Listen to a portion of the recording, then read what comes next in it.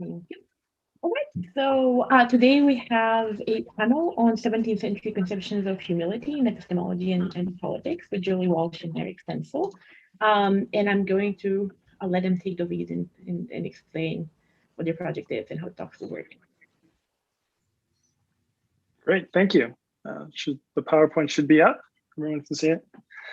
So we wanted to start by just thanking the whole team of organizers for putting these series of talks together and for giving us the opportunity to share this work, which the whole project is entirely collaborative. Julie and I work together on everything, and we sort of split up the presenting duties, but the whole project is collaborative. And we wanted to thank everyone also for joining us today. We're pretty excited about the chance to have a conversation about this material.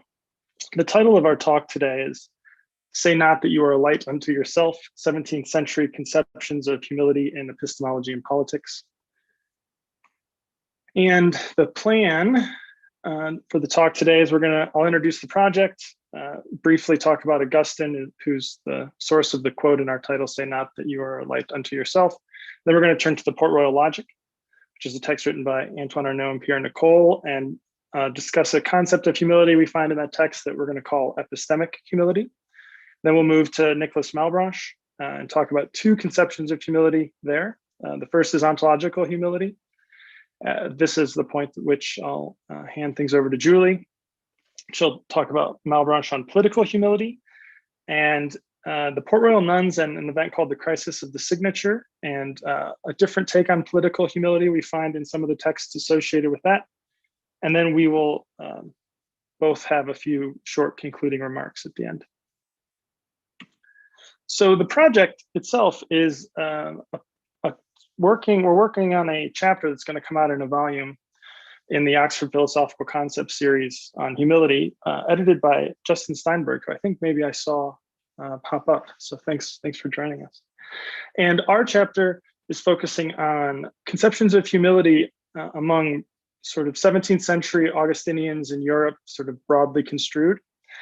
And Julie and I started thinking about what topics we wanted to talk about or what things we wanted to think about. And when you think of, when we thought of Augustinians in 17th century European philosophy, the first or one of the first thinkers we thought of was Nicholas Malebranche. And there's a very iconic, we think, very important quote from Malebranche that is a direct quote of Augustine on humility. And this is the quote here on the first slide: "Say not that you are a light unto yourself," says Saint Augustine, "for only a God is a light unto himself and can see all that he has produced and might produce by considering himself." So we started to look at that quote, and here's the source in Augustine. The quote shows up in a sermon Augustine gives on pride and humility. The topic of that sermon is Matthew 11:25. And here's the passage: "I confess to you, Father, Lord of heaven and earth, because you have hidden these things from the wise and the knowing and revealed them to the little ones." And Augustine asks in this sermon, who are the little ones? And Augustine's answer is the humble. And it's a long sermon. We've excerpted just a little bit here down at the bottom. "As far as you are concerned in your capacities, you are in darkness. I mean, what else is being foolish but being in mental darkness? In any case, that's what God said of them. Calling themselves wise, they became foolish. Say that you are not your own light. At most, you are an eye. You are not light. So say it. You don't get any light from yourself." So we looked at that passage, and when we think about Augustine's conceptions of humility in the 17th century, it's certainly very influential. And it's very often treated, we think, as sort of a straightforward moral notion, or a notion where we're supposed to be obedient to God, or having to do with grace. We need to be humble to accept that we need grace in order to do good works. But we found a concept of humility which we thought was underlying a lot of these conversations that's a little bit different, and it's what we're going to call ontological humility. Ontological humility is humility about the nature of one's ontological status or being. So as we're going to understand it, to practice ontological humility is to structure our aims and methods according to our limitations as finite beings with finite faculties and capabilities. And I think, we want to be clear, we're not making the claim that this is the conception of Augustinian humility or a better conception than the other ones out there. We just wanted to focus on this other conception of humility, which we think is sort of prominent in a lot of these texts and threads together a lot of otherwise sort of different conceptions of humility. So with that little bit of background in mind, we can return to our sort of overall project. And in this talk today and in the chapter, we're going to look at 3 understudied moments in early modern philosophy when the calls for humility are underlined. And we think they all are going to relate back in some way to this conception of ontological humility, or this appreciation of the fact that as finite beings, we have finite faculties and capabilities. We're going to look to ontological and epistemic humility in the logic. And then we're going to look at ontological and political humility in Malebranche. And then we're going to look at what we'll call practical political humility in Saint Jean Arnaud d'Andilly, who is one of the more prominent nuns in the Port Royal convent associated with the crisis of the signature. And the theme tying the talk together and the chapter together is here at the bottom. Our suggestion is that all told, among the broadly Augustinian tradition in 17th century Europe, far from being a notion confined to ethical theory, conceptions of humility permeate a range of philosophical questions. Okay.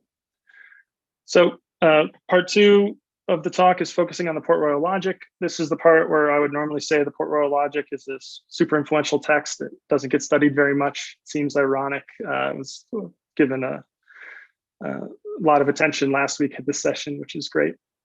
But the Port Royal logic is a logic text written by Antoine Arnaud and Pierre Nicole. It was first published in 1662. Went through 5 revisions in the author's lifetime, each one with substantive revisions made to it. And the text is very much associated with the Jansenist movement. And Julie will return to give more detail on the Jansenist movement later in the talk. But in brief, the Jansenist movement was a movement within Catholicism that was in many ways and ostensibly based on a text by Cornelius Jansen called Augustinus. And in that text, Jansen defended an Augustinian theory of grace. And so the Jansenist movement, thinkers associated with the Jansenist movement, were largely associated with this conception of grace that they took to be directly from Augustine. And it was certainly treated to be and thought of as an Augustinian movement in the period. And if you read the Port Royal logic, even casually, I think we think you will not be able to avoid seeing all sorts of Cartesian themes present in the text, especially in the epistemological aspects of the text. But we would suggest caution to not read too much Descartes into the logic. We think there are interesting and subtle differences that have a lot of import. And we think that in this text, they defend a view that we will call epistemic humility. So in order to appreciate, we think, this notion of epistemic humility in the logic, we want to just take a step back and talk about 2 things we take to be generally true of the context in which the logic was written. We realize these are very broad and sweeping claims, and we're aware of that, but we think generally speaking, they seem to be fair, and we're taking some of this from some work of Tom Lennon. But the 17th century, the context of the logic being written was, as Lenin calls it, the belle epoque of method. There was widespread optimism among rationalists. Lenin has a nice quote where Lenin suggests, among rationalists, the thought was that everything could be known and it soon would be. And so there was this sort of widespread optimism about the scope of reason and knowledge at the time. On the other hand, there's a different tradition which has a lot of scholarship in favor of it too, which is to suggest there was this sort of resurgence of skepticism happening around the time.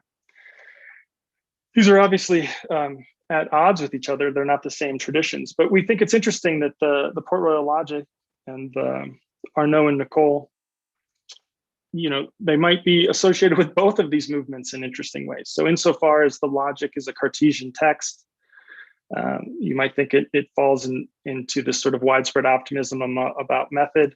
It's clearly a rationalist text. They explicitly defend a rationalist theory of knowledge in the text. On the other hand, the Jansenist movement was very much associated with skepticism. So insofar as you think of the logic as associated with Cartesianism and rationalism, you might think they would have a method that is very expansive with respect to what we can know.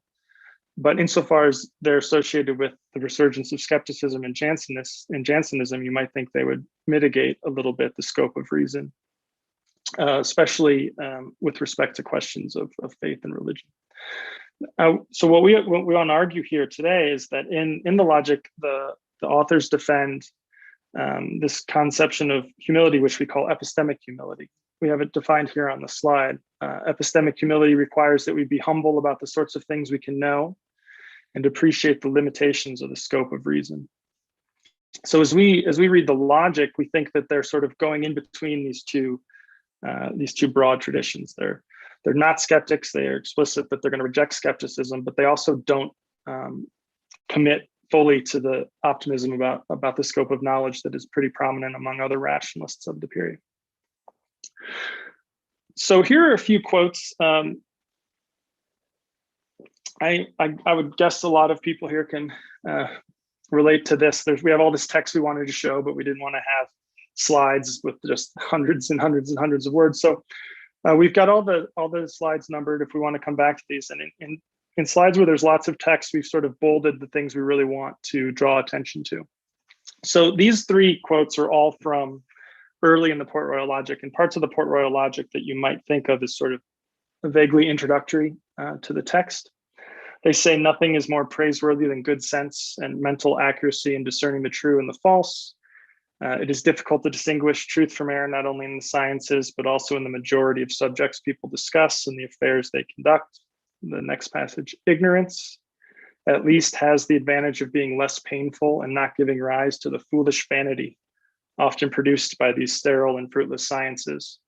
So we take vanity here to be directly at odds with humility, right? So ignorance has this one virtue, at least they think, which it doesn't give rise to foolish vanity.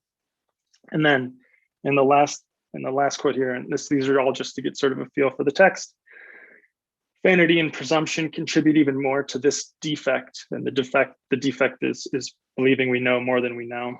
And towards the end it says, we are full of ignorance and errors, and yet it is the most difficult thing in the world to draw from our mouths this admission, which is so accurate and describes our natural conditions so well. I am mistaken and I know nothing about it. So I think these passages give a sense of sort of more mitigated scope of reason. There's some tension or scholarly work maybe to be done about who wrote which parts of the logic, if it was all collaborative, and we're just going to treat the logic as a text on its own. Certainly in these early texts in the logic, it seems like the authors are going out of their way to limit the scope of reason. But to really appreciate the nature of epistemic humility in the logic, we want to turn to their method. And in logic, they cite Augustine again. We don't think that's an accident here. And the quote from Augustine they like to cite is, what we know we owe to reason, and what we believe to authority. And when they cite this, it's clear it's not just a citation in passing. They really do make a very strong distinction between what they call two paths to knowledge. One path is the path of authority. And in the text, authority does not always come across as religious authority. It sometimes reads more like testimony. So testimonial knowledge from authority, that gives us faith. If we learn something or know something, the path to knowing it through authority, it's faith. And if we use reason in the senses as a path to know something, then they call that science or reason.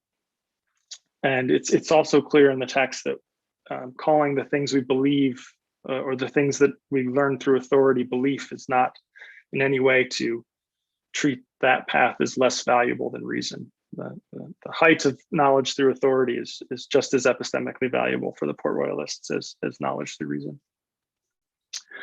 So they offer very strong, it's not completely separate, but they offer a pretty strong distinction between these two different methods for acquiring knowledge. With respect to reason, or things known through the senses and reason, they distinguish between three objects or supposed objects of knowledge. The first, they say some things we can be known clearly and certainly. And the second level, some things we do not in fact know clearly, but we can hope to come to know them. Arnaud and Nicole suggest this would be where philosophers ought to spend their time, things that aren't super clear, but we can have some hope to come to know them.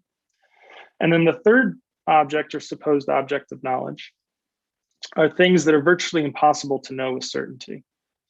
And they give us two reasons to think certain questions are just the sorts of questions that reason isn't going to be able to give us knowledge of. One is that we lack the principles to lead us to them. And two is that they are too disproportionate to the mind. So in the second one, things are impossible to know with certainty if they're too disproportionate to the mind. We take them to be invoking explicitly this conception of epistemic humility based on ontological humility. We need to appreciate that we're finite beings. And if we can appreciate that we're finite beings, then we won't try to extend reason to cover the sorts of things that reason can't possibly help us learn. So here are quotes. We're following the method of bolding the key stuff again. They tell us that the best way to limit the scope of the sciences is to never try to inquire about anything beyond us. And later they say, because the mind is finite, it gets lost in and is dazzled by infinity and remains overwhelmed by the multitude of contrary thoughts that infinity furnishes us. So here they're explicitly invoking what we take to be epistemic humility based on ontological humility. The scope of the sciences is best limited to things that aren't beyond us. The mind is finite. We have to appreciate the status of the mind is finite. And if we do that, we'll realize that questions having to do with infinity are beyond us. The mind gets lost in and is dazzled by infinity. It remains overwhelmed by the multitude of contrary thoughts that infinity furnishes us. Or here in the next one, there would be a defect of reason to suppose that given the mind is finite, it could understand the extent of God's power, which is infinite. And then they include in here the mysteries of faith, such as the Trinity, the Incarnation, and the Eucharist. They think that if we try to understand these things based on reason, we're surpassing the scope of the finite mind. We shouldn't bother. We shouldn't be surprised that we can't understand these things through reason. And here you might think, perhaps with good reason, this is sort of an ad hoc move on the author's part to protect certain truths of faith from rational scrutiny. And that might be so, but they don't limit it to these sorts of questions. They tell us that even in matters that aren't religious or straightforwardly scientific, if something is infinite, we can't hope to understand it. So they tell us here how to understand the smallest bit of matter is infinitely divisible, and that one can never arrive at a part that is so small that not only does it not contain several others, but it does not contain an infinity of parts. We take it here, they're referring relatively explicitly to Descartes' claim that matter is infinitely divisible, or indefinitely divisible if you prefer. And Arnaud and Nicole said, look, we have good evidence that matter is infinitely divisible, so we should accept it, even if we can't understand how matter could be infinitely divisible. The fact that our brains or our minds, being finite, can't conceive or conceptualize these things shouldn't give us any reason to doubt that they are true. And then finally, they say, look, it's actually helpful to think about this. They say it's beneficial to make the mind sometimes feel its own weakness by considering these objects that surpass it, and in surpassing it, abase and humiliate it. It is also certain that it is usually necessary to try to choose subjects and topics to occupy it that are more proportional to it. So the Port Royalists are pretty clear here. They think the mind is finite. We should be careful about not trying to extend the mind or reason in science. That path to knowledge shouldn't go beyond the sorts of things that we could conceivably think that a finite mind could handle. Now, we find this very interesting. They also reject skepticism, citing the same sorts of epistemic humility type considerations. They say, wanting from a different kind of vanity to show that they are not swayed by popular credulity, they take pride in maintaining that nothing is certain. And I think this gives rise to skepticism. So they claim it's a different type of vanity to claim you don't know anything, or to maintain that nothing is certain. And they tell us that, and this is the second passage here, right reason accords all things their appropriate status. It makes us doubt those that are doubtful, reject those that are false, and recognize in good faith those that are evident. So to borrow some terminology from Julia Driver, they don't seem to be endorsing a conception of humility here where humility involves underappreciating or underselling the scope of reason, but having an accurate understanding of the scope of reason. If we have an accurate understanding of the scope of reason, this would lead us to reject skepticism, because that's sort of a false humility, or too much humility. and we wouldn't take the mind to extend to things beyond its capacity, because that also is a violation of epistemic humility. Okay. Now the other path to knowledge is faith. The Port Royalists distinguish between human faith and divine faith. Human faith is authority of others, other finite beings. Divine faith is the authority of God. And we think if you read the texts pretty casually, it might lead to the thought that divine faith is the end all, or the most fundamental aspect of their method. And there are passages that suggest something like this. At the top here, divine faith cannot be subject to error because God can never deceive us nor be deceived. Or the second one, it is certain that divine faith should have more power over the mind than our reason. This is because reason itself shows us we must always prefer what is more certain to what is less certain. And it is more certain that what God says is true than what our reason convinces us of. But we want to express caution here, because they also say, and this is the third passage, if we compare reason and faith, it is certain that faith always presupposes some reason. They cite Augustine again, which we don't think is an accident here. And they say it is reasonable to be captive in this way to God's authority whenever God has given us sufficient evidence, such as miracles and other prodigious events, which oblige us to believe that he himself has revealed to us the truths we ought to believe. So this last bit is not a quote, it's an interpretation, but what we take this to mean is simply the conditional: if God reveals X, then X. It's up to reason then to determine if the antecedent of this conditional is ever realized. And to be sure, for the Port Royalists, it's realized all the time, right? We're not suggesting they secretly don't think that that divine faith ever gives us knowledge. They clearly do, but they want to make divine faith based on reason, because we have to have reason to know we have to use our own reason to know if the antecedent of that conditional is ever satisfied. We have to use reason to determine if God has revealed something. And I think this will be something that will come up again throughout the talk today. All right. So that's our take on the Port Royal logic here. They endorse ontological humility. We have to appreciate the finite scope of reason. And if we appreciate the finite scope of reason, this leads us to appreciate that we can know some things through reason, we can know some things through faith, but we shouldn't try to understand through reasons things that shouldn't be understood through reason or that are beyond us.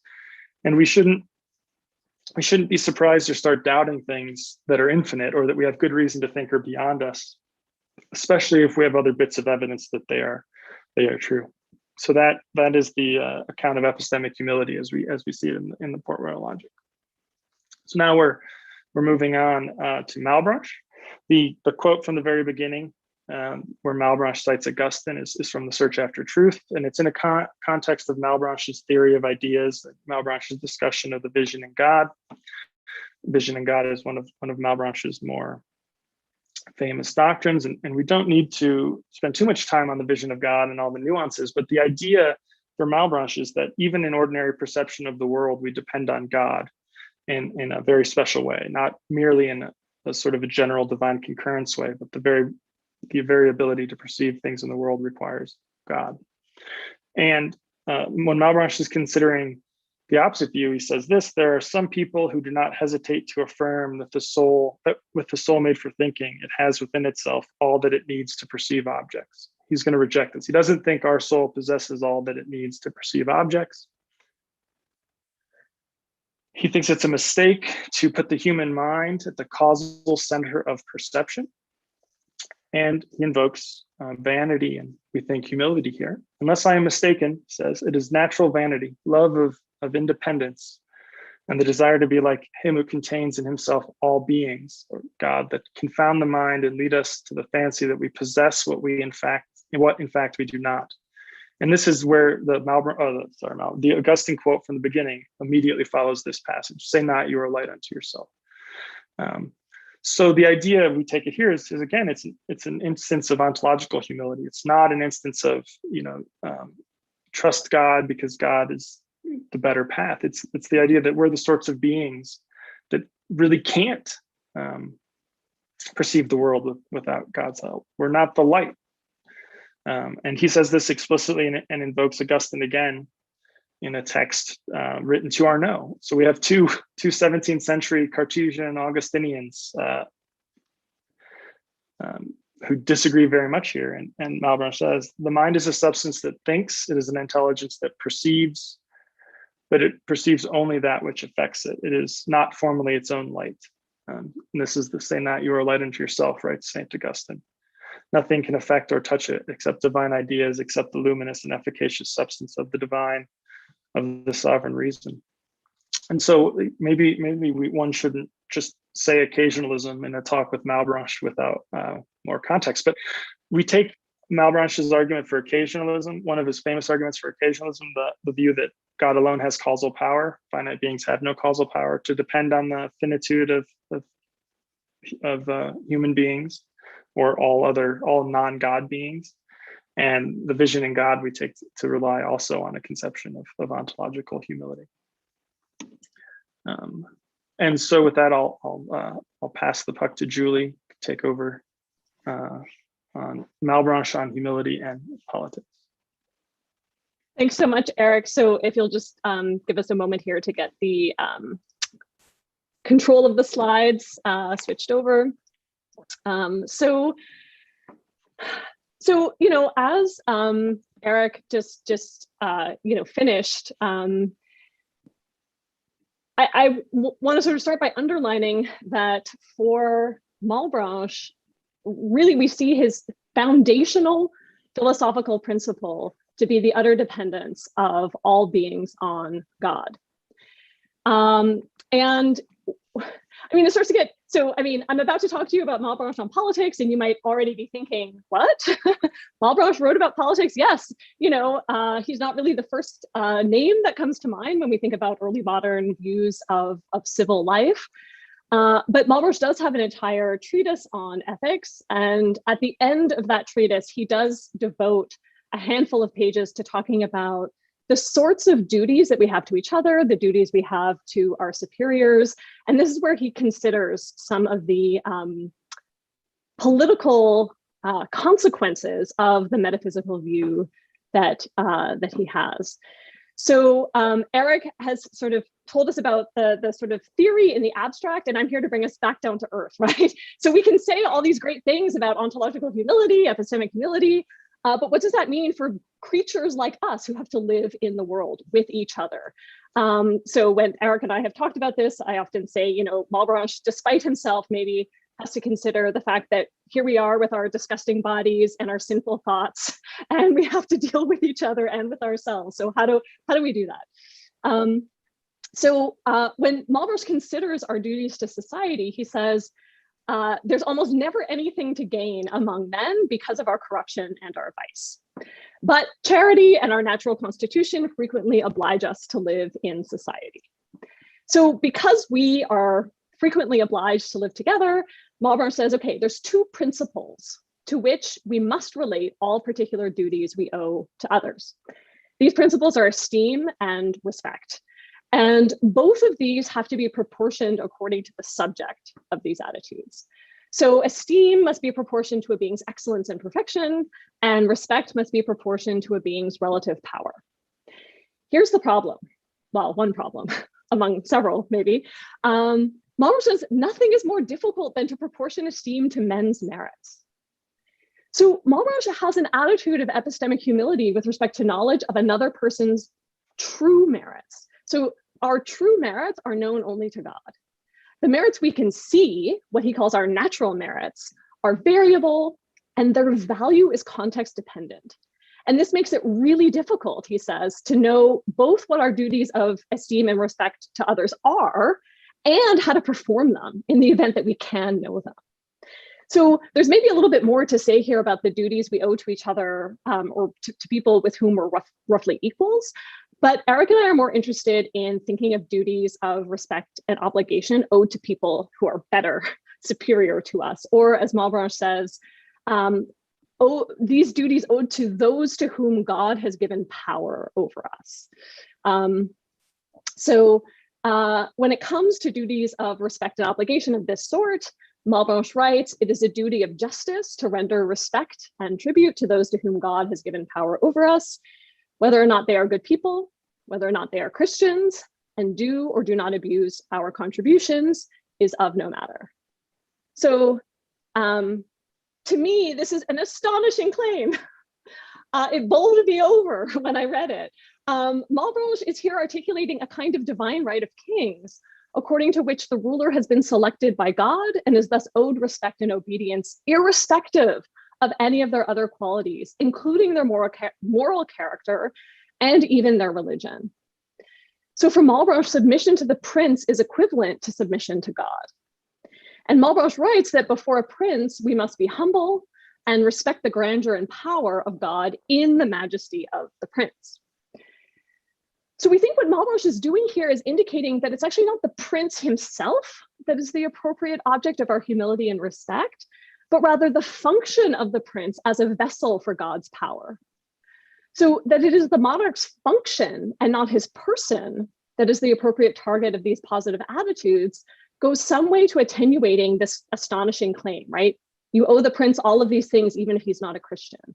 So in an important sense, the prince qua individual doesn't really matter. It's the prince qua vessel for God's power that is consequential. So the next question is, well, what do we owe the prince qua vessel? We owe duties of respect and obedience. And what are these? Well, Malebranche tells us these consist of a certain sensible and external marks of submission, which the mind renders to God in the person of a superior. These duties differ according to circumstances of place and time. So here Malebranche is indicating that the attitudes and signals of respect are context dependent and contingent on our particular circumstances. So we might understand these to be roughly equivalent to duties of custom or manners. They're determined by the community in which they're practiced. So the performance of these duties is external. So by this, we want to indicate that the successful performance of these duties can be evaluated by perceivers from within the community. So for example, whether one has bowed low enough or avoided eye contact or kissed a ring. These are behaviors of respect and obedience that we can observe. And as members of the community, we can see whether they're appropriate or inappropriate, given the target of the obedience. So Malebranche is clear that we must obey the powers of the prince, because to fail to obey is to, as Malebranche says, establish ourselves as judges over our sovereign, to criticize his conduct. It is attributing a sort of independence to oneself, to want to render obedience only according to one's own lights. So here Malebranche is stating that obeying the prince's command is required, because if we fail to obey the prince's command, we're effectively asserting a problematic sort of independence. So a subject's failure to obey their prince qua vessel of God indicates that the subject takes themselves to be their own light. That is, to be a compass for conduct that they take to be superior or more informed than God's. But there's a really important caveat here. Malebranche knows that such complete obedience is appropriate only in cases where the prince commands nothing of us against the power which represents God. So Malebranche seems to be suggesting here that if a prince commands something that we take to be inconsistent with God's immutable law, we can disobey. So this means that obedience to the prince qua vessel is overridable in the event that the command of the prince appears inconsistent with the light of God. So people must not, Malebranche says, and this is a quote, be forced to act against their conscience. So Malebranche is setting up a distinction between external signs of respect and obedience, which involve actions, gestures, and so forth, and internal signs of obedience, which we understand to relate to conscience. These internal signs for Malebranche are only ever to be directed towards God. So to truly honor someone, he says, denotes a submission of the mind to genuine power.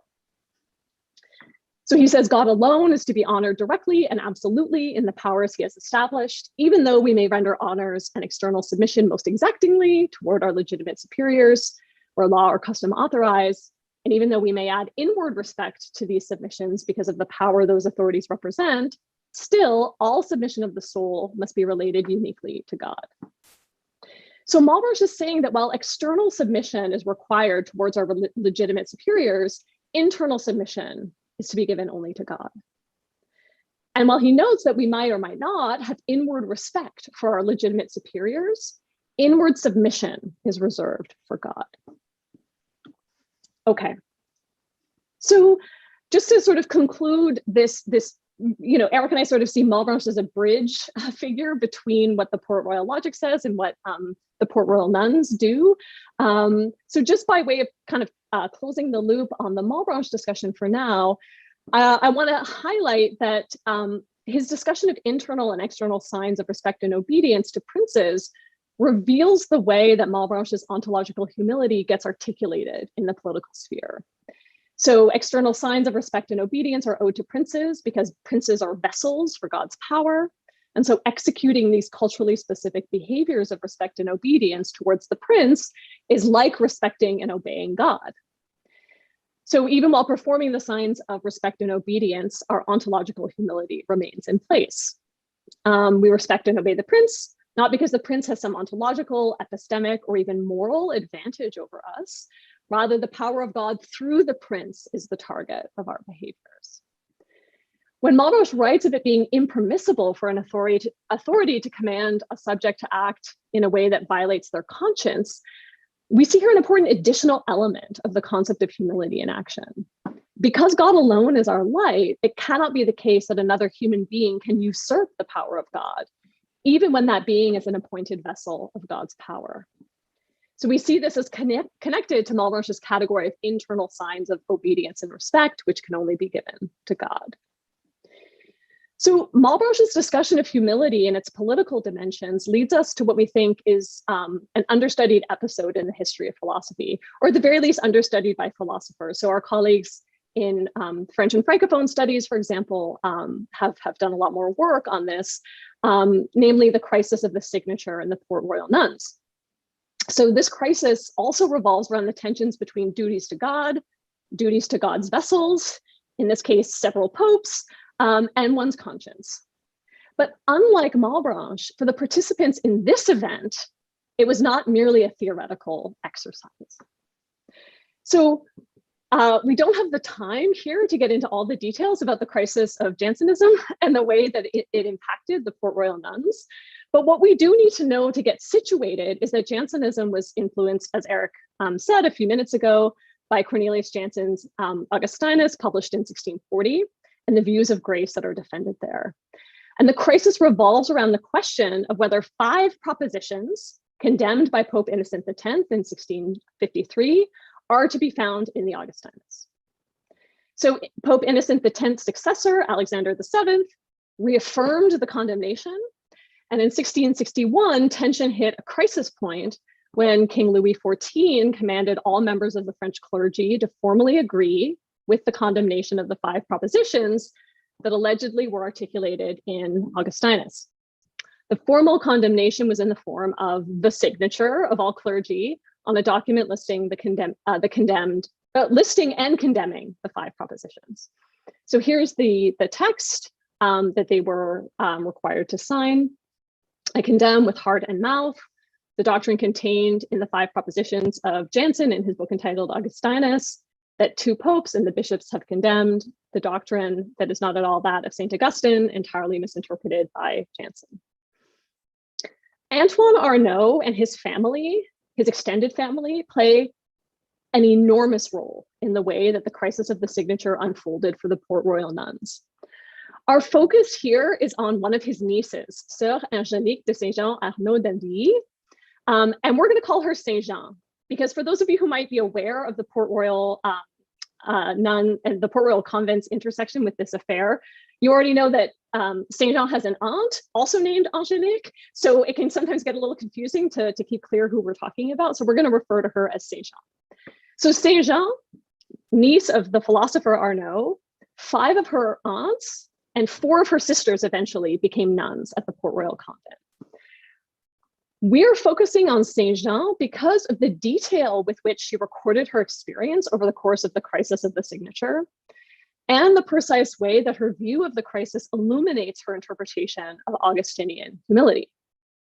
So we want to pick up her story in 1664. This is after the nuns had twice refused to sign this document, offering instead qualified endorsements of it. So they would sign, but with, you know, a little explanation of what exactly they think of it. So the first time, you know, Louis XIV sends them back. The second time in 1664, tensions hit a second and more serious crisis. At this point in 1664, Louis XIV dispatched forces with the Archbishop of Paris, who in 1664 was Ardouin de Péréfixe. And he was dispatched, again, with forces to go and collect the signatures of the nuns. So Saint Jean, alongside the other nuns at the Port Royal, were interrogated about why they wouldn't sign. And when she would not relent, she and many others were separated from their sisters, forcibly removed from the Port Royal. They were relocated to different, separate and unfamiliar convents. Saint Jean was locked in her room, subject to constant surveillance. She could not move freely about her space.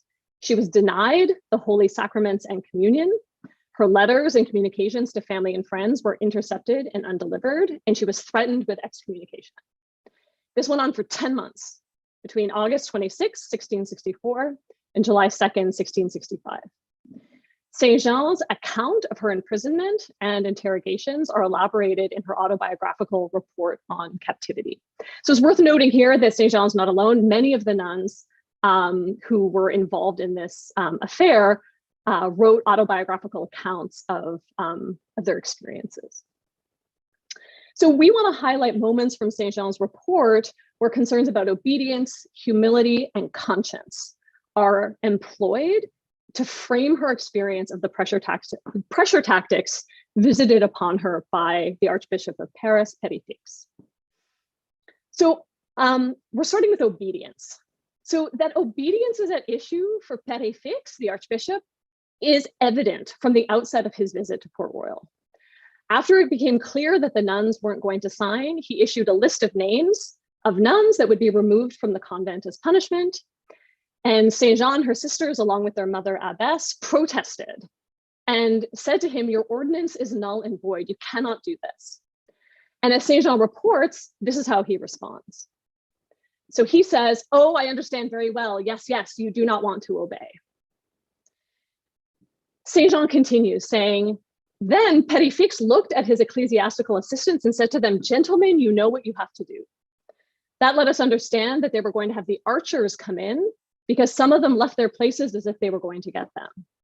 I confirm that such an open display of violence momentarily erased from my mind every thought of other methods we had thought of using and we had considered appropriate as next steps in this business."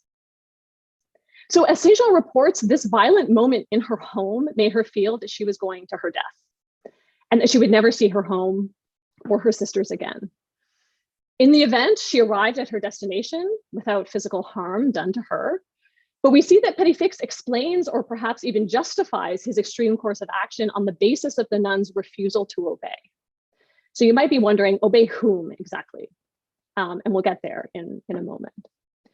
So once in exile, Péréfixe continues to interview Saint Jean in an effort to convince her to sign. In one such interview, she states that she submits fully to the Catholic Church on everything to do with faith. Here, Saint Jean employs the droit fait distinction, a distinction between law or right and fact that her uncle, the philosopher Antoine Arnauld, had developed as an attempt to circumvent the requirement to sign. So this is a whole other branch of this story that we're going to go through really quickly, but there's a lot more to say about it. But the basic idea is that where the church has the right to command obedience when it comes to law or doctrine, droit, it does not have that right when it comes to facts, fait. So Saint Jean writes, "I would avoid discussing anything concerning doctrine since I didn't understand anything about it.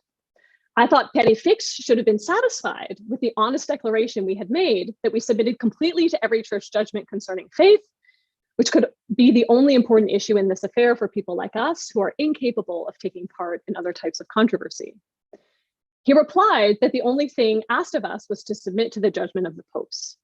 I replied that we have given our complete submission concerning the propositions that have been condemned, but that we could not promise another submission of assent to what concerned a fact that we are not obliged to believe because we know that it is strongly contested. So I think there's some lovely rhetorical strategy going on here. So first, what Saint-Jean does in the first block of text is use the sexism of the age against Péréfixe. She reminds him that people like us, that is nuns, women, do not and cannot understand Jansen's text because they're not permitted to engage in debates about doctrine. So in virtue of not understanding the text in question, she cannot be asked to sign something that asserts what the text does or does not say. So I think this is like a beautiful moment. But Péréfixe has a quick reply. He says, you don't need to understand. All you need to do is obey your superiors. Obey the judgment of the popes. They've made a judgment. They can tell you what the truth is. You don't need to understand it further. Okay, so how can Saint-Jean respond to this? She says, while she follows her superiors on matters of faith, the factual question of whether the condemned propositions are in the Augustinus, the situation is different for two reasons. First, as we've seen, the church cannot oblige anyone to believe a fact. Can't do it. And two, the fact in question is strongly contested. This is how she ends. I love this so much. Saint-Jean is showing that maybe she actually knows quite a bit about the debate as a woman, that, as a woman, she's not supposed to know anything about, because she says to Péréfixe, how can I assent to a fact about which learned and pious men disagree? So she's asserting that because there's disagreement among, theologians, learned people, all the more reason for her to, suspend her own judgment because the question is not settled. So she ends the interview saying, as for this other point that Péréfixe, expected from me, namely the signature, I wasn't able to go against my conscience. I assured him that I would assure him again that this was my sole consideration and not any other human consideration that prevented me from satisfying him on this score. So Saint-Jean underlines the role that conscience is playing in her understanding of her own situation. And we want to emphasize here that Saint-Jean is linking the signing of the document with her conscience. So where we saw Malebranche suggest that external signs of obedience can come apart from internal signs of obedience and respect, here we think Saint-Jean is collapsing them. To sign for the purposes of obedience alone would generate for her an intolerable inconsistency. Because to sign would be, for her, a reflection of what she felt inside. She couldn't do it. Okay, so on the point of humility, we know that Saint-Jean did not want to sign because of this uncertainty about whether the condemned propositions were actually in the Augustinus. In a prolonged interview by the Mother Superior of the convent in which Saint-Jean was exiled, Saint-Jean connects this uncertainty with her humility.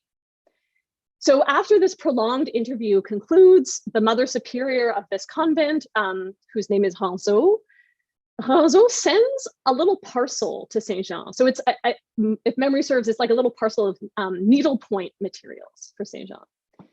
But the parcel is wrapped in a reproduction of a letter from Saint Augustine to a friend. And in that letter, Augustine states that he doesn't want to rush the publication of one of his books because he's still reviewing it to see if there are any errors he could personally detect and then correct. Saint-Jean's interpretation of Ranzeau's inclusion of that letter in the parcel is that Ranzeau is trying to sow the seeds of doubt about Augustine's authority in Saint-Jean's mind. So Augustine is like, thinks there might be some errors in his text and he wants to iron them out. And Ranzeau is trying to say to Saint-Jean, look, your hero Augustine doesn't know what he's talking about. So Saint-Jean, in response to this, says, the thought I had that they had intentionally used such humble sentiments of this holy doctor to diminish in my mind the authority of his doctrine provoked an indignation in me that was truly painful. She continues, I could not pardon this injustice, which I thought they wanted to do to him, any more than I could pardon the injustice they were in effect doing to the Bishop of Ypres, that is Jansen. They take their humility as an argument for their error. Rather, they should have inferred that this humility was the best disposition for receiving light from God. These bold phrases might be the slogan for Saint-Jean's disposition throughout this painful affair. Her opponents take humility as an argument for error. She takes humility as a sign that one is well disposed to receive the light of God. The humility that Saint Jean has with respect to her disposition to receive the light of God is further tested as her isolation and imprisonment continue. So after 6 months, Père Fix makes it known that actually conditions have changed. Now, King Louis XIV has changed his mind about what he wants from the nuns. Now, he will not accept a mere signature. Instead, now the nuns have to say, or now, King Louis and Père Fix are saying that one should sign the document with an internal and sincere disposition of submission concerning the fact it contains. Disobedience does not consist in not signing, but in not believing in this fact that we refuse to affirm by signature. So recall that the formulary said with heart and mouth, you need to affirm this, or you need to affirm the condemnation. Now King Louis XIV is saying, I wasn't kidding about that heart part, right? It's not enough to just say, I agree, you have to feel it in your heart. But Saint Jean says, a person's mind cannot be made to believe anything except what is true, or at least apparently true.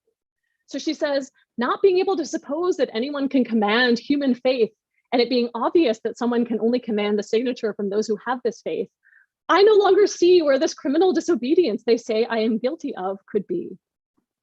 So the stakes have changed.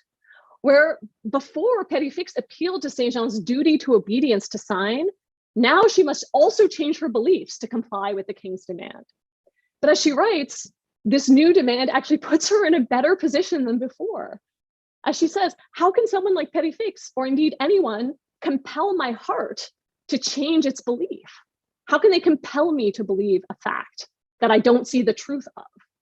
It doesn't make sense, it's not possible. So she says, my fault only consists in the doubt I have concerning this fact. So Saint Jean is clear. Exhortations to obedience will not work on her. Her commitment to humility, which reflects Augustine's own commitment to humility, gives her strength because she knows that she's not a light unto herself. She will not sacrifice her conscience by attesting to something that does not reflect her inner state of mind. And so she ends by saying, about those things that do not concern conscience, I had no fears. Her only fear was about violating her conscience by being forced to sign this document.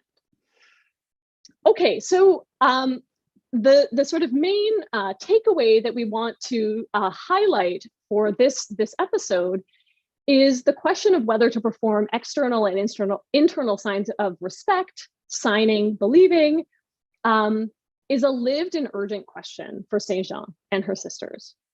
So Saint Jean at least seems to think that signing the document is a mark of not just a mark of obedience, but rather a mark of belief. And she couldn't countenance signing in order to be obedient when the belief didn't connect to it in the right kind of way for her. So she takes the behavior to be a reflection of her conscience. So this split between external signs of obedience and internal ones doesn't seem possible for her here, as it was perhaps for Malebranche. And the stakes were high. So as we saw, housing security, physical security, spiritual safety were at risk for Saint Jean and her sisters.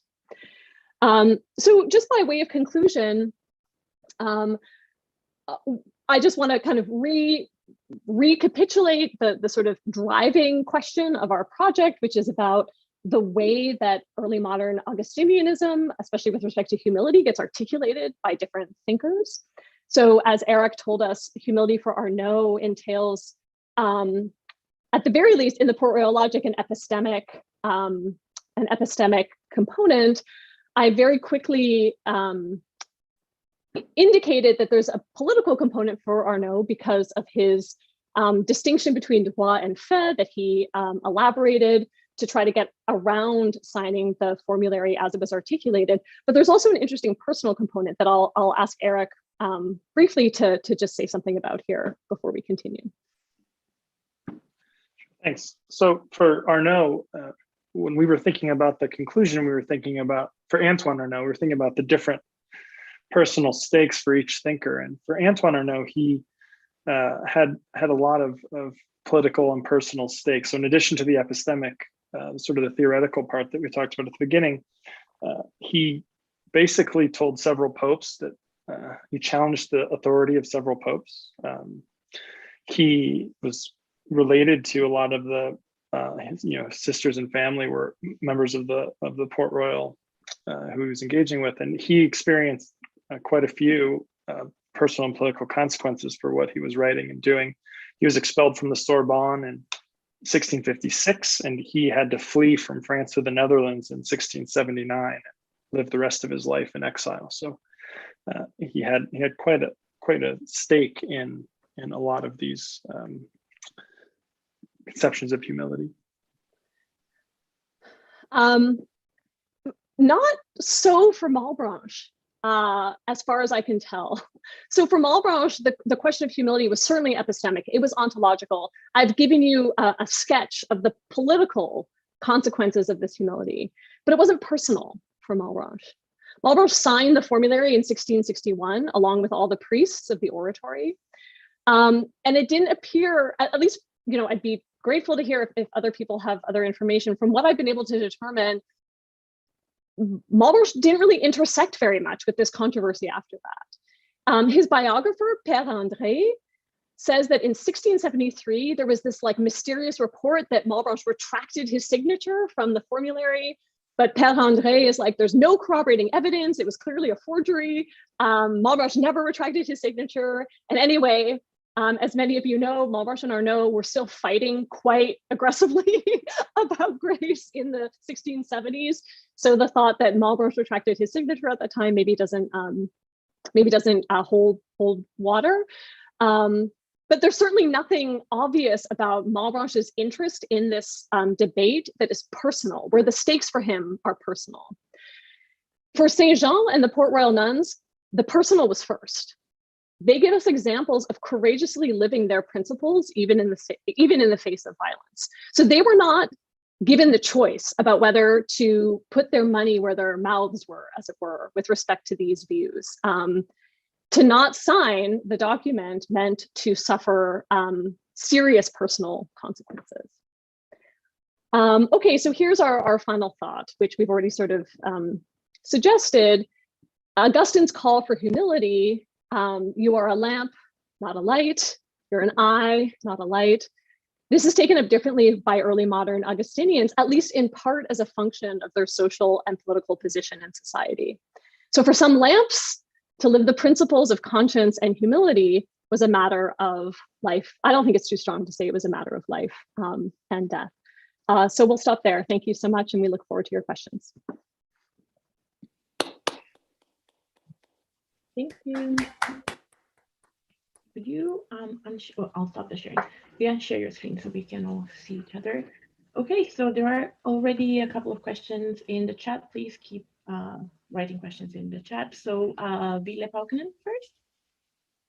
Yeah, thank you very much for both of you. Historical question in a sense, namely, how about Pascal? And to elaborate a bit, it seems that the theme of humility, and in particular the theme of human finitude, is something that Pascal seems to be the kind of mastermind behind that, perhaps the one who really brought it to fore. I mean, he was the sort of, maybe not self-appointed, but still the sort of most high regarded, almost saint-like figure within the Port Royal circles. And Malebranche certainly knew and reacted to Pascal. So this is really just asking you to say a bit more about the role that Pascal plays in this story, if any, according to you. And yeah, that's it. Yeah. You want me to? So yeah, that's a great question. I think our ultimate question would be, our ultimate answer would be that would be something we would need to look into. I don't know that we have anything to say immediately, but Pascal, I mean, in some accounts, Pascal even participated in writing the Port Royal Logic. And so certainly there's going to be an influence there that's worth exploring. but yeah, I don't have a stronger or more thorough answer than that, except that I do think there's got to be a connection there that would be worth exploring. Thank you for that. Yeah. Maybe I could just ask for you to say a little bit more. I see that you've there's a long question in the chat here, but I mean, are you sort of thinking that Pascal is an important link in this kind of historical moment, that if we took a look at him, it would sort of bolster the sort of tapestry that we're trying to weave here? Or do you think something's missing if we're not looking at Pascal? Can you just say a little bit more? Yeah. Okay, good, thank you. So my sort of provisional suggestion that perhaps Pascal is the sort of initiator of the debate, perhaps not so much of the regarding humility, but about human finiteness. So, for instance, when it comes to political philosophy, you have the Pascal. I mean, I think Nicole probably was most influenced by Pascal. Maybe I'm wrong about this, about in his sort of extreme Augustinianism about political philosophy, that we ought to well, the whole concept of artificial morality. And I think the end of Malebranche's Traité de Morale, although it's not necessarily exactly on that vein, it seems to be in connection to that. Moreover, the idea that the topic that you discussed at the beginning of your presentation of how to know God and the limitations of knowing God, this again is something that Pascal comes back again and again, and he says that the distance between the man and God is infinite. And of course, it's an ongoing discussion to what degree, what is his religious epistemology. But so that's why my thought would be that many, perhaps even most of the things you're saying here, could be found from Pascal. But maybe I'm mistaken. No, I think that's a really valuable thing for us to be thinking about. And, you know, Pascal has another really important connection to the story through his sister, Jacqueline, who was at the Port Royal, right? So I know Eric has read more about Jacqueline Pascal than I have, and I don't want to call anybody out, but I do know that some people in the Zoom room have also worked on Jacqueline Pascal, so they're welcome to say stuff if they want to, but I won't name names. But you know, that's another sort of Pascal moment in this story by way of Jacqueline that is really important. So maybe the suggestion here is that these attitudes run deeper and broader, obviously, surely, than Arnaud and Nicole and Malebranche and Saint-Jean. We're just sort of picking out these nodes, but as I said, the tapestry is really, really big and filling in more. I mean, we just need to have a conference on this, maybe, is what I'm hearing. I don't know if you want to add anything, Eric, about Jacqueline. So actually, one name that jumped to my mind was the Angelique Arnaud, the other one. She claims in some passages that humans trying to understand God are like ants trying to understand humans, and the infinite distance between God and man too. So we need to look at exact dates of various things, I think, but it might be that Pascal is picking up on themes that are sort of already pretty present and just gives a nice, particularly forceful or, you know, a philosophically robust account of things that are in the area too. It's a really helpful question. Thank you. Thank you, both of you. Dennis? Hi. I have a two-part question, if you'll allow me that. So one part is which philosophers would be characterized by as epistemically proud, according to Arnaud and Nicole, if there's a contrast between epistemically proud philosophers and those who are epistemically humble. There was a gesture towards the rationalists, but no specific example was given. So I was wondering whether Arnaud and Nicole appear to have in the logic any specific targets, or and related, I think the specific targets, Descartes or any Cartesian France or Netherlands. So that's the first part. Connected to that, so given the definition of ontological homunity at the beginning, I was wondering whether anyone qualifies as not being epistemically humble. I mean, one who's wouldn't be characterized, I mean, by wouldn't necessarily think of epistemically humble in connection with Spinoza, perhaps, but I mean, it comes out that way according to the definition. So rational knowledge through common knowledge is rare. Human minds are finite, so there's a lot of knowledge that they do not have concerning particular things. So there is a lot of restriction on what finite minds can, even for him. There's one thing he won't have, which is he says human mind has an adequate knowledge of God's eternal infinite essence. Our novel have none of that. But then it's a specific issue connected to Spinoza, for instance.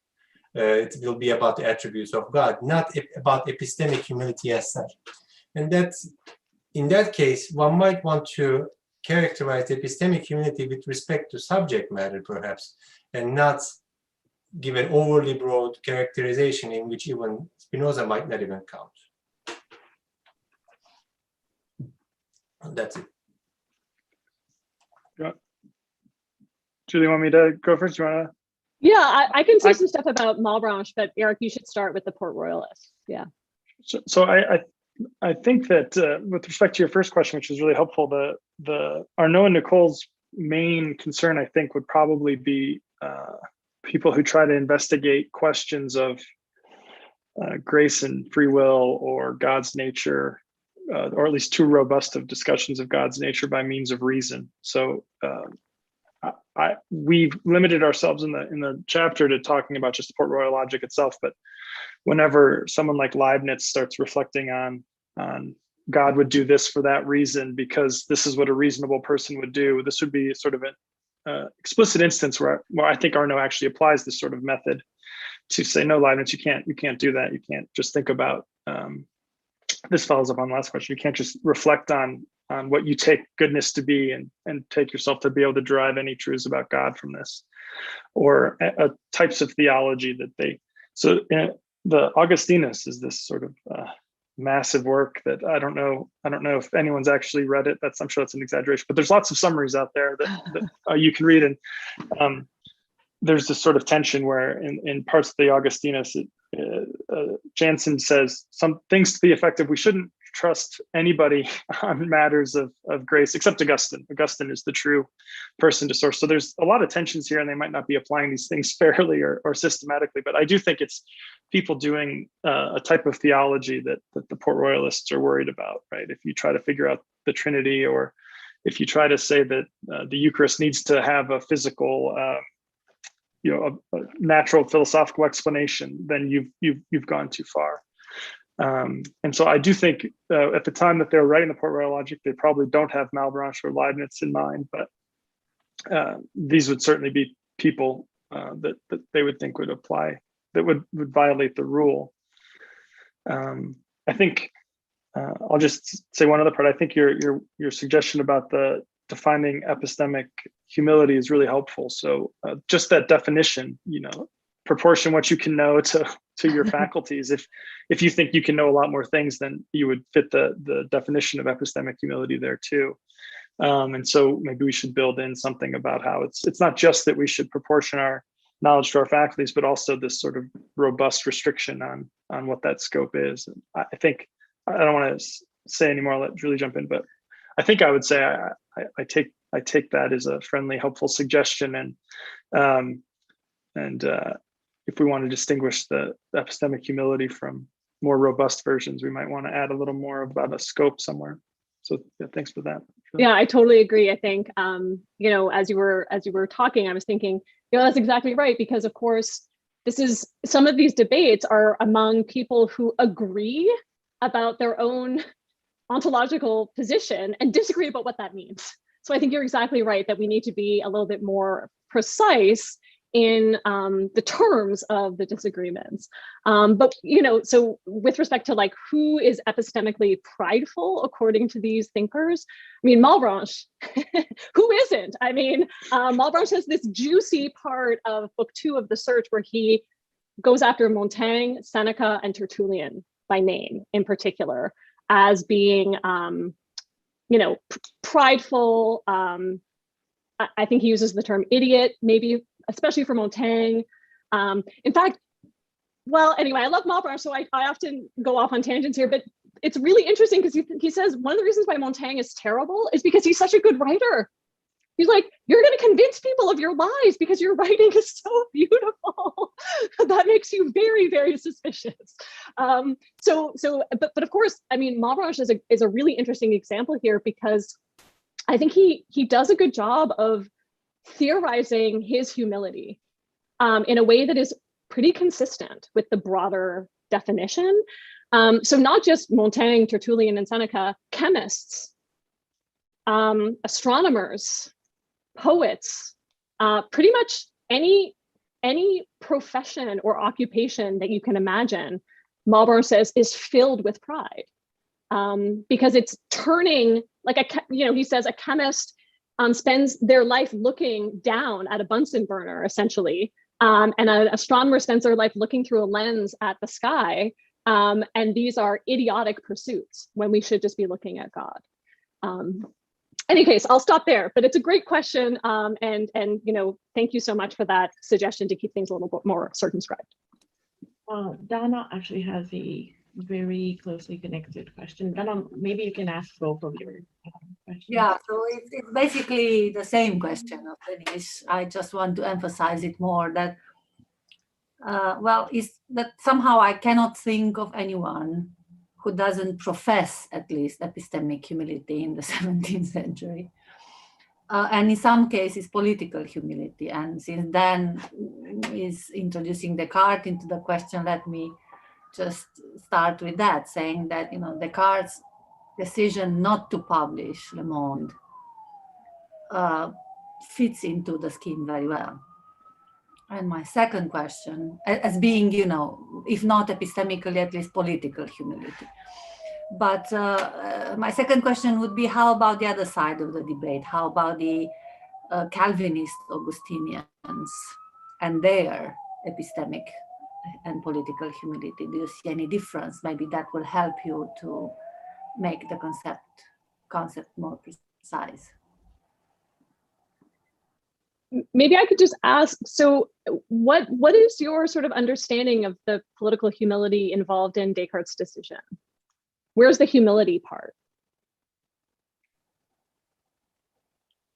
Well, the kind of letters he's writing to Mersenne, explaining why he has chosen not to go against the church decision and why he has chosen to not to publish Le Monde, can be read in terms of a political philosophy and what he thinks about what the status of a subject is with respect to authority. It can also be read with respect to kind of epistemic humility, but it can also be read in terms of a political conception of a subject. Yeah, that's really interesting. That's a really nice case study, actually, especially because with Descartes, I feel like we have so little evidence of any kind of political position. So I hadn't sort of considered that. I hadn't sort of considered that moment as being related here. I think that's really interesting. I don't know, Eric, do you have any thoughts about the Calvinists? I mean, on this specific, I know you have thoughts about the Calvinists, in general and often, but on this particular point. Thoughts about the Calvinists? I can't, I don't have any specific thought. I mean, I think that's a really interesting case. I think it might come back to this sort of problem of the defining the scope of the humility rather than just the overall approach, because you might think a Calvinist thinks they're filling out the antecedent correctly in one way of what God has revealed or what the right view is, whereas Arnaud and Nicole think that the other way, there's a much different way to do it. So I think I agree with Julie. That'd be something very much worth thinking about. I don't have any particularly concise response that would ameliorate the worries or anything. But I think, if I may, like the thread of questions that has come out here is making me think there's something almost perverse going on here of a bunch of people proclaiming to be humble fighting about whose humility is right. And the perversity of that was not evident to me until you all started asking this really interesting thread of questions. And I think, I mean, in a way, that's almost the hallmark of the debates of the early modern period. You see these brilliant men fighting about how much they love God and how humble they are. So I think that's actually a thread that we must bring out. I think that's really, really great. Thank you. If I could just follow up, when Julie and I took this project on, it was an interest. We got this wonderful invitation from Justin, and we didn't really have a view or a agenda. We were like, let's look at some unexplored texts and see what happens. And so I think we're pretty, we aren't sort of wed too much to things. But the one thing I would want to dig my heels in on is that the Port Royal logic is very much defending a view that the scope of reason is much smaller than Malebranche or Spinoza or even Descartes. Although Descartes can be tricky because you can find passages that sound just like what Arnaud thinks, but then Descartes doesn't seem to follow up, right? So there's lots of passages where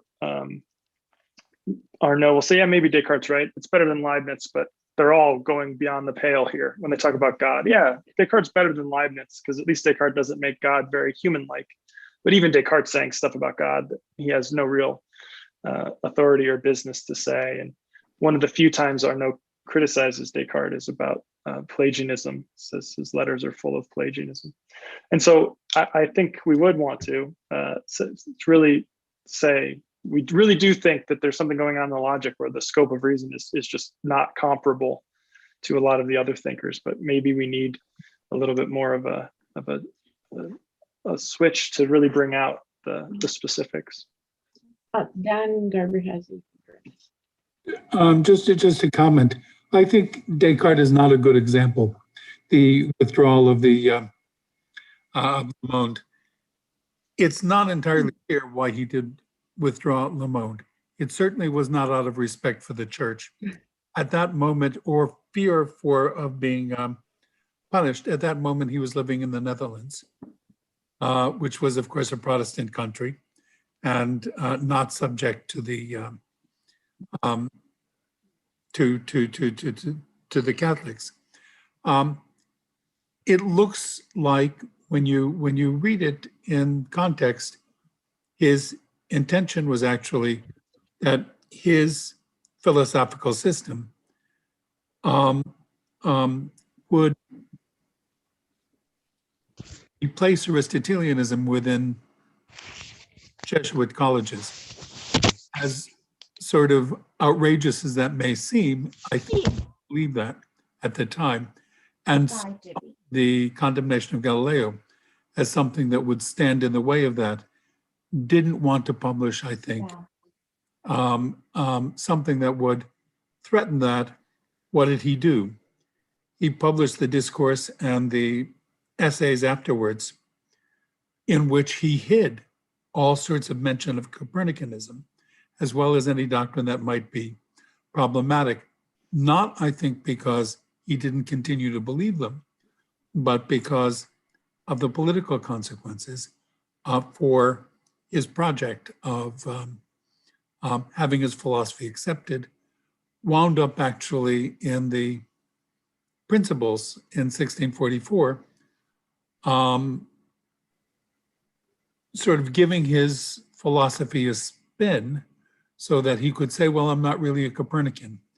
By my definition of motion, the Earth is actually at rest, even though it goes around the sun from another perspective. And I think he really was somebody who was in many ways enormously, well, not humble about what it is that he thought reason could do. In the rules for the direction of the mind, the early work, he did suggest that, if only people were to follow his rules, there's all sorts of things that we could know that people at the moment are pessimistic about. But in other respects, I think he certainly did admit that there are things about God that we don't know and can't know. But then everybody did. So Dan, you think that it was if I caught the subtext, you're articulating that the holding back Le Monde was out of vanity, not out of humility. Yeah. Got it. Oh, I think so. But it's hard to say because the documents are not very clear. But he definitely didn't say, "Oh, out of respect for the church, and I am holding this back because I am so humble that I cannot possibly challenge their authority." And actually, he did write this to Mersenne. Now, whether he believed it or not is a different thing. That's why I said that one should perhaps distinguish between professions of humility in writing, Yeah.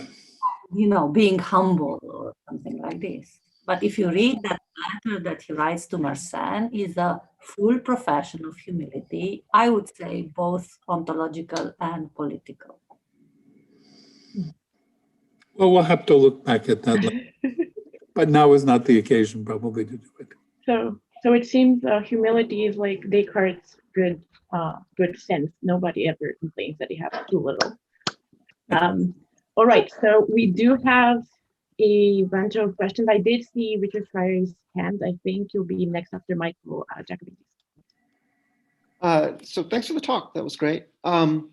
Just to connect this up with the Calvinists, sometimes people think of the Jansenists as, Catholic Calvinists, and I mean the thought is something like because they believe in irresistible grace, but there are deep differences, and Arnaud wrote a work against the Calvinists, and I think the main difference is that the Jansenists were Catholics and they accepted the authority of the Pope. At least they said they did, and this is like the funny form of the controversy is not about whether the condemned propositions were false, but rather a matter of textual interpretation of whether they were in a certain text that the Port Royal members of the Port Royal believed in. And so sometimes this came up and sometimes it didn't. I mean, Professor Stencil at one point said that Arnaud was fighting with various popes, and I think Arnaud would not have liked this way of putting it, like he's granting the authority of what the Pope says, but rejecting the French authorities, both secular and religious, their attempt to get people to swear that not only these propositions false, but also these propositions are advocated by Jansenists. So just as a question, do you think that Arnaud and Saint-Jean in their hearts believed in papal authority? Oh, okay. Or if you can't answer that, what's the relation between humility in the sense that you're interested in and papal authority? I love this big question, Mike. Yeah. Can we detect what was in their hearts? Well, I mean, I guess I feel like if you're going to say that the argument is, you can't, what's in your heart isn't a matter of, can't be subject to authority. I don't know. I mean, and I think that's, I don't know. I think that Pascal sometimes seems like he just thinks that the Pope is wrong at a certain point. And maybe this is all casuistry and maybe this is all formality. But on the other hand, like some of the stuff that they say about taking revelation seriously, I mean, for people in a certain Catholic epistemological tradition, papal bulls are part of divine revelation as much as the Bible. And I guess I think you're kind of downplaying it, and maybe rightly, but I guess I want you to be a little more explicit about what you think. Eric, yeah, go ahead. Yeah, I think that's a great question. Thank you. Maybe instead of answering it, I'll just throw more support behind your worry. So what I do believe Arnaud believed in his heart of hearts, Antoine Arnaud, is that if we move away from trusting the structures and the Pope as legitimately extending. So I would agree. I think I would agree with you that the what the Pope says under the appropriate restrictions would be a divine faith feature for Arnaud, and not we're not trusting the Pope as a finite being. We're trusting the Pope as a a conduit of God's knowledge or something. But so I think he very much needs and wants the structure and the Pope to still have the authority. He very much does not want to be a Protestant, or he very much adamant that is the case. And sometimes I think it's hard to read whether Arnaud is sort of just picking what he wants and ignoring the rest, which I think I think in general we might want to push that he's a bit more consistent from text to text than he might seem. But I'm not sure if I think maybe one way to just to respond is just, I think that Arnaud is not simply paying lip service to the Pope and actually thinks that the Pope has no authority here. I think he genuinely is torn about that. I think Tom Lennon has a paper from like 77, I think, where Lennon says Arnaud's view is the Pope condemned something, and no doubt correctly, but it wasn't Jansen. And it's hard to read that as not Arnaud being sort of very dismissive here, but I do think he puts a lot into the structures and these sorts of things. And so he's really genuinely torn. In his heart of hearts, the Pope is someone who can make and declare things to be heresies. Whether he thinks these particular popes are really doing that in this instance, maybe it's a bit harder for us to say here. But I don't think it's just maybe we don't want to give the sense that he's just playing some sort of game that doesn't really mean too much to him. I do think there's something very important there. Julie maybe could follow up on this, maybe not, but he's one of the people encouraging the Port Royal nuns to sign with some qualifications. He's like, just sign with qualifications. And again, you can't tell whether he's, with what we have sometimes, it's hard to tell whether he's just saying that to get out of the political trouble or not. And then there's one more thing and then I'll stop talking. One more thing to throw onto your problem here is so much of what we have about Jansenists is apologetic in nature. Text about Arnaud's life, text describing the event, Arnaud's biographer, the St. John's text is itself apologetic. And so sometimes it's hard to know. There's a passage that talks about Arnaud's immense humility, and you read it and it's hard to believe it's a purely historical explanation of what was going on. So I do think he very sincerely believed the Pope was a legitimate authority for heresies. Whether this particular Pope and these particular heresies he is worried about, I don't have an answer. I don't know if that responds to your question at all. But. Oh yeah, I guess there is this sort of philosophical question. Like, there's a philosophical notion of humility where it gets explained as being open to God, right? And then is that in tension with papal authority? Or do you say, no, here's one way of being open to God. Look up all the papal bulls and believe that. I think he would not merely verbally think that is a good way to approach these things.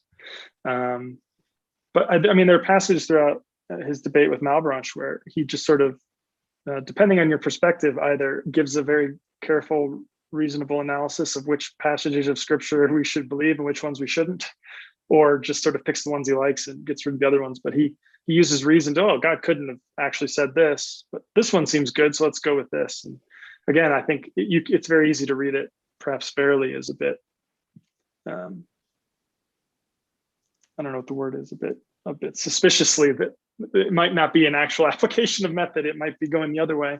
But he certainly, there's all sorts of places where he seems very sincerely be like, no, I don't understand it, but this has got to be true because it went through the right channels to get to me. Yeah. Maybe I'll just very quickly add on the point of Saint Jean. One moment in her autobiographical account that is really interesting, and forgive me, I forget the precise pope that was involved. She does make reference to a pope from the past who incorrectly excommunicated someone. And a couple of popes later redressed that harm. And this is a story she comes back to when she's being pressured to sign and to just submit her judgment to the Pope. She's like, well, what about that time though? Right? The infallible person made a mistake, and we all know he made a mistake because the record has been corrected. So that at least, she's at least drawing on a story from history that is suggestive of a crack in the infallibility. And I think this is when she's talking to the Archbishop, and he's like, but the other Pope corrected it. So that Pope is infallible, and like all the ones since, so no worries. So I think, the last thing I'll say about this is that theorizing doubt is a huge part of these autobiographical reports of the Port Royal nuns. Maybe even most particular, Mother Agnes, one of St. Jean's aunts, has an entire text about doubt and what to do with doubt. And, of course, Eric and I were talking about this before this presentation. I have some hesitations about like using the word feminist to describe what the Port Royal nuns are doing. Of course, they're women, so there is something feminist there. But I think, we have to think about this more, but thinking about doubt and the role of doubt for a person in this religious context, in this political context, who is also subordinated constantly in almost every part of her life. I wonder if the relationship with infallibility and authority is just going to be different for somebody like Saint Jean than it is for Arnaud. But so this is just more that we have to think through. Yeah. Thanks. Maybe Mike. I'll just throw one more sentence out on this. I'd never thought of reading it this way, but maybe the droit fait distinction you could pitch as defending the Pope. You're so clearly wrong in so many other instances, but it's not about the stuff that you're infallible about it. That's not how Arnaud writes in his pamphlets and things, but maybe there's an angle to explain, but yeah, we don't need to go down there. Thank you. Richard Strive now? Hi. Well, first, I just want to agree with Dan that I think professions of humility in Descartes are always strategic. And I've written an essay on false humility, or the role of false humility in the discourse on the method. So it's in a book called The Unrepentant Renaissance. So people might want to, if you believe it, might want to take a look at it. It's a close reading of all the moments that seem to be humble and that actually are strategic in that text. But I just had some historical questions. In slide number 2, we're told about the people who are thinking about religion in the wrong way, and they're called heretics. But I wonder if you know who he has in mind, because they're heretics, a very strong word, but he doesn't list who they are or whether he's talking about contemporaries. And I'd be curious if you have any idea who he has in mind there. So that's my sort of first, just very much historical question. That was in your slide number 2. I don't know if you want to go back to it, but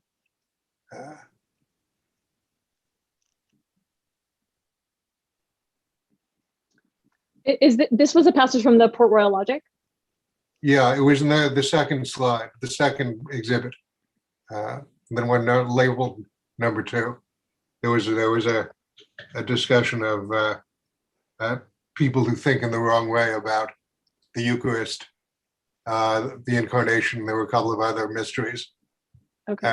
And we're just said these are heretics. But I'm curious if you think there's some particular group he has in mind. Is he thinking about anti-Trinitarians? Is he thinking about? I'm just wondering if you have any insight into, because there's always, I mean, when people say this, they always have some particulars in mind. They're not just talking in general. So I don't know if you can answer this or not, but I was just curious. Eric, can you fill Yeah, it? sorry, I'm trying to find it's slide 11. slide Yeah. 11. Oh, Yeah. And So I'll just read the passage. It would be a Yeah. defect of reason to suppose that, given that the mind is finite, it could understand the extent of God's power, which is infinite. Hence, when, in order to destroy the mysteries of faith, such as the Trinity, the Incarnation, and the Eucharist, heretics set in opposition these alleged impossibilities derived from reason. Right. Oh, yeah, I don't have an answer off the top of my I mean, my guess is that he has Socinians in mind. And because they're the kind of great bugaboo anti-Trinitarians in the whole period. And Socinianism is kind of everywhere, all the way from Poland to England. So I would guess that's one of the groups he has in mind, but I'd certainly be worth looking into whether you could figure out who exactly he's thinking about there. I mean, would, for instance, Thomists count as people who are thinking overly rationally about the Eucharist? It would be. It's possible for a Jansenist to say this. So, but again, I don't know. I'm just. It's just something that, for someone interested in the history of theological controversy, it's sort of like when someone says, "Oh, these kinds of folks are heretics." I always want to know, well, who do you have in mind? So that's just one little historical question. There's a long list of people Arnaud would call heretics. But he's arguing with the Jesuits at this point. So that's why Eucharist, I think Thomas might qualify about the Eucharist, which would be very interesting. Yeah, thank you. Yeah. So another bit of historical question, because when Malebranche talks about obedience to superiors, does he quote Romans 13:1, which is the great text that everyone is always using when which is the key text for sort of obedience to authority, where Paul just, it's the famous line where, Paul says, I'll give you the King James version. Let every soul be subject unto the higher powers, for there is no power but God. The powers that be are ordained of God. And that's always the key text for this sort of absolute obedience people. And then other people are always trying to sort of say, well, he doesn't really mean it in qualification. So I'm curious whether that text is actually 13:1. I don't. The text on. It's not there. That's interesting. Okay. Yeah. That's very interesting. Because I mean, every Protestant, of course, would put it right up front. So it's interesting that and that's such an explicit. It's the most explicit Pauline comment about authority that it's very interesting. If it's not there, that's quite interesting, because that's where you'd normally go if you want biblical support for a kind of absolute obedience to, or at least absolute external obedience to authorities. So that's very interesting that it's not there.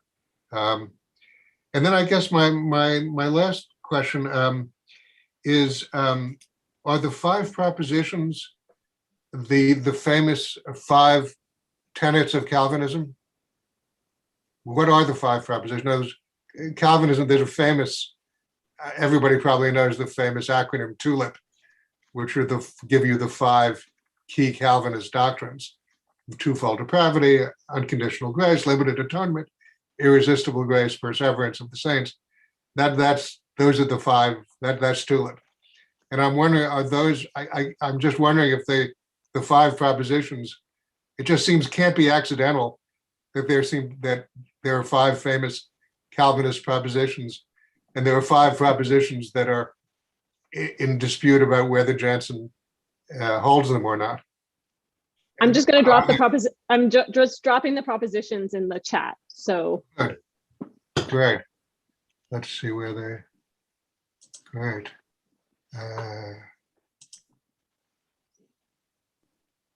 Did I get the right ones, Eric? I think I did. Yes. Yeah. Okay.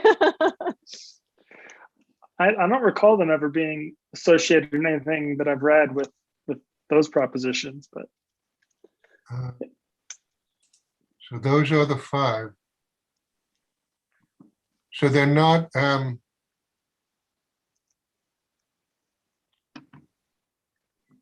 so they seem to be mostly about whether you can fulfill the law and what you can do on your own power. I see. So they're not, they don't correspond to the five Calvinist. Okay, that's interesting. That's interesting. Okay, thanks. Those were really the questions that that I wanted to ask. Thank you so much. And I think this is one of the great benefits of being able to meet by Zoom, is that we're able to benefit from questions and comments from people with lots of different backgrounds. So really, really appreciate it. Thank you. Margaret Atherton? Yeah, this may be somewhat tangential, but I was struck, given that an important claim in Locke's letter on toleration is that belief can't be compelled. I wondered if you saw any connections at all, perhaps in the Netherlands incubator, between Locke's views there and the crisis of the signature. Not until now, Margaret, but thank you for bringing that up. I mean, since Locke does have, his own take on epistemic humility, yeah. If it were possible, it might enlarge the scope of the issues you're talking about. Yeah, that's fascinating. Oh, sorry. I thought that, no, I just wanted to say that this is also in Hobbes. So it might just be a commonplace. It's in Moore's Utopia. It's in various earlier French liberal thinkers. I mean, that belief can't be compelled is really a major notion from, I think, the early 16th century on. And connected with issues of toleration. Yes, absolutely. Absolutely.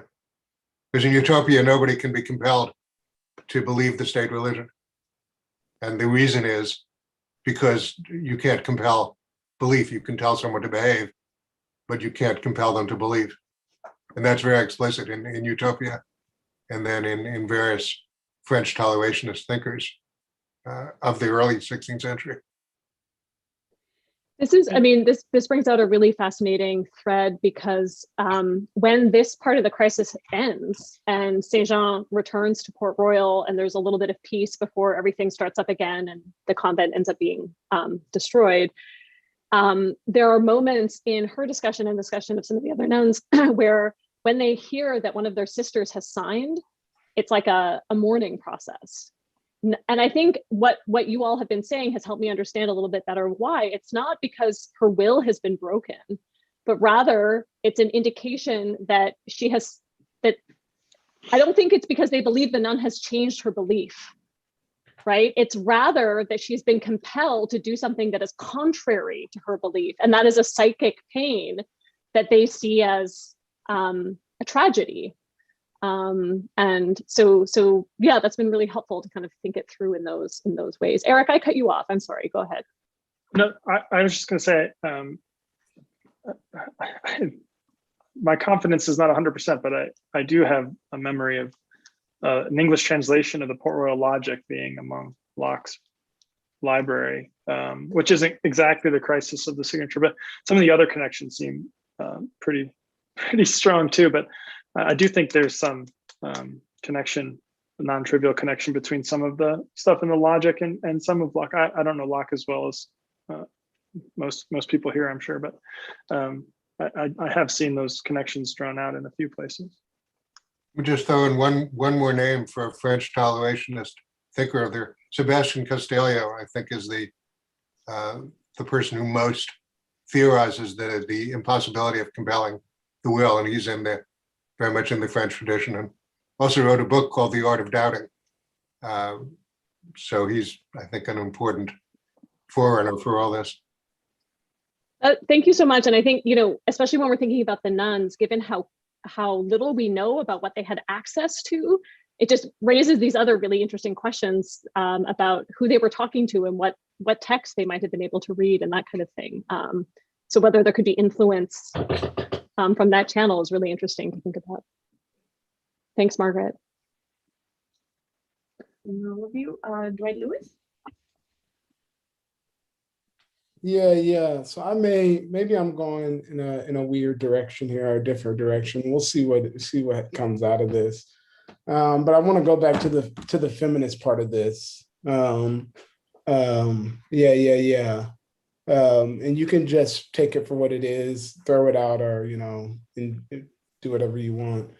But I believe that men, by definition in the church, have a particular claim to knowledge, and then have the privilege or the ability to speak about and for God, or even for God, in a way that the nuns did not. And I might want to say that the nuns actually begin at epistemic or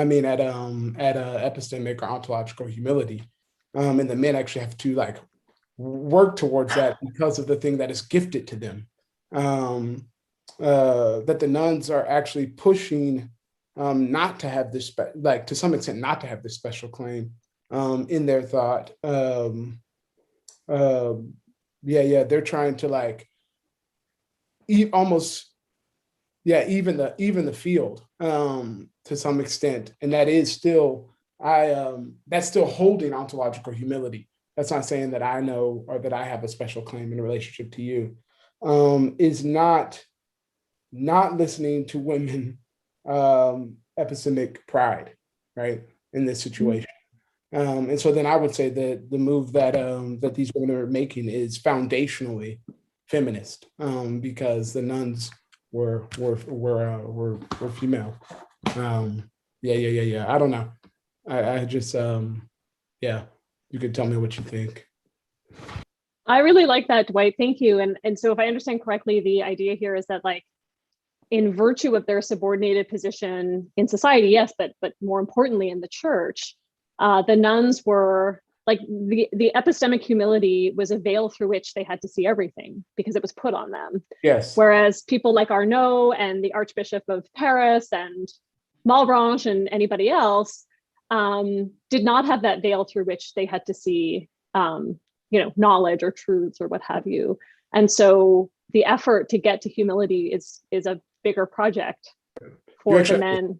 You actually have to try towards it, work towards it. And that's why Arnaud can come up with the law, the fait droit. He can come up with these distinctions and not have to be on a side. But as soon as a nun makes a decision, she's in or out, Right. You're tossed out. You're not just you're not able to wiggle, right? And this also then pertains to Descartes, who's able to wiggle too. Right. And all of the men, right? I don't know any of the men that aren't wiggling throughout this, throughout the 17th and 18th century. And these nuns don't get to do that. Yeah. That's really nice. And what you're saying puts me in mind of a particularly painful moment in Saint Jean's autobiography where she's literally begging the Archbishop of Paris for communion, and he says no. She's saying to him, "It's been months, please." And he says, "You'll be in my prayers, but until you sign, no." And I think that's sort of illustrative, Dwight, of the kind of situation that you're describing, right? Her humility is being punished by somebody who is the voice of the king, but in some ways the vessel for God in that moment. So he doesn't have to sort of reassess his position. No, I agree. That's ridiculous. That's ridiculous. It's painful. Yeah. But thanks. It's always nice to talk about feminism in the early modern period and to have a voice be like, no, you have to go further. I don't know if that's ever happened to me before. So I like it, Dwight. Thank you. I had a question about skepticism. I was wondering if you could say more about the vanity involved in skepticism, and also about how to draw the line between withholding assent kind of across the board, and the kinds of withholding of assent that seem very important in humility, epistemic humility. Seeing your limits, seeing the limits of others. They seemed also to connect a bit with what happened in the nuns case, right? Kind of not taking a stand in a debate. So yeah, thanks. Great question. So in the logic, they seem to think that the reason why skeptics are going to be considered as exemplifying vanity, at least two different sorts of things seem to come up. One is that they seem to be too interested in sort of what's popular and denying things because it's the, you know, it's I don't want to say the cool thing to do, but people are just sort of denying things in an effort to show that they're capable of not being, you know, misled by things. And in the other end, I think they think it's vain because they are overdoing it. So they're overselling their own humility. So I think, and this isn't going to be satisfactory to the broader philosophical question, I think, but what they seem to want to say in the logic is that if we trust what our ideas tell us and don't make judgments beyond what our ideas tell us, then we're okay. It's when we start extrapolating too much and going beyond that we get into problems.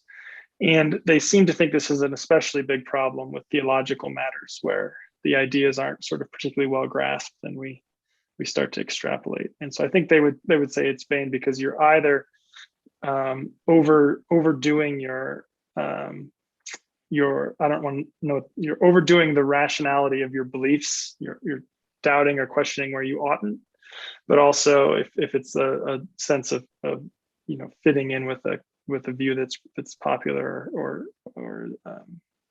common at the time. I don't know if Julie, if you have anything you want to. I mean, I think, well, yeah, Claudia, I would just say that I think your question sort of dovetails a little bit with stuff we were talking about a while ago about just this negotiation, right? So especially for people who believe that we have ideas from other sources beyond sense experience, we're already in territory where we're going to have to make some leaps about, you know, what we can know and how. So I think the big question about the difference between the vain person and the learned person or the sage, it's going to require negotiation, and different camps are going to have different boundaries with respect to how you get tipped over into vanity.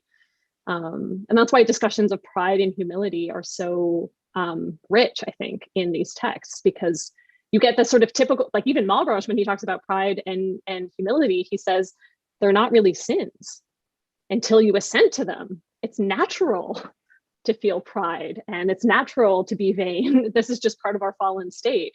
And they only become kind of cardinal sins when we sort of, you know, start to believe what those feelings are telling us. Anyway, yeah. Thank you. I'm not sure if we have time for a short question. Maybe Donna can ask her short question. That can be the last one. Well, that's very much a side issue coming out from the question of compelling beliefs, that it occurred to me that there is a trend in the 17th century about how poets and poetical creation and everything related to that, enthusiasm, fables, whatever, it's the way of compelling beliefs. And I wonder how that fit into a larger picture, but it's a side issue. Yeah, so I think the first thing that comes to my mind is, again, Malebranche just really trying to show how dangerous Montaigne is. Right, the beauty of his prose can get you to start believing things that are false. And I don't know if you have in mind also, you know, threads about women in the era not, you know, being told they shouldn't read novels or poetry because, you know, in virtue of their soft brains or their like diminished intellect, they're going to be more like Bacon's criticism of poets being equivalent to patriarchs and so on. So that's the way in which heresies start, and that's the way in which belief is compelled via a poetical creation. But then on the other hand, of course, many early modern were using poetry and fables and so on. So I wonder whether that's a sign of pride, for example, or as at some point someone said, I think Biliton said, it's a sign of humility of using mere poetry as opposed to dogmatic philosophy. I don't know, Eric, what do you think? I confess this is something I hadn't sort of considered before, but I see that Bill Eaton in the comments had sort of said something of that sort. I hadn't thought about it either. And I went to a totally different angle too, with just sort of Cartesian method and the logic and Malebranche, and whether certain things can just compel assent or not altogether, just rationally too. So yeah, I don't have it's really interesting to think about. Thank you. Okay, thank you both for the great panel. Next time we're going to be talking about Rolf Cudworth. And let's applaud our speakers and be done with this. Thank you so much, everyone. Yeah, thanks, Thank you. everyone. Super Thank helpful. you. That was incredible. Thank you. Thanks. Thank you.